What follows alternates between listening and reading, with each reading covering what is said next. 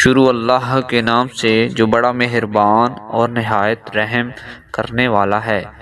سیدنا ابو ہریرہ رضی اللہ تعالی عنہ سے روایت ہے کہ رسول اللہ صلی اللہ علیہ وآلہ وسلم نے فرمایا، جنت میں سب سے پہلے جانے والے 3 قسم کے لوگوں کو میں جانتا ہوں۔ نمبر 1 شہید، نمبر 2 وہ غلام جو اللہ کے حقوق اور اپنے مالکوں کے حقوق صحیح طور پر ادا کرتا ہو، نمبر 3 اور وہ پاک دامن فقیر جو دستے سوال دراز کرنے سے بچتا ہے۔ اور میں جہنم میں سب سے پہلے جانے والے 3 قسم کے لوگوں کو بھی جانتا ہوں۔ نمبر 1 وہ بادشاہ جو زبردستی لوگوں پر حکمرانی کرے، نمبر 2 مالدار جو مال کے حقوق کو پورا نہ کرے، اور نمبر 3 غریب آدمی جو متکبر ہو۔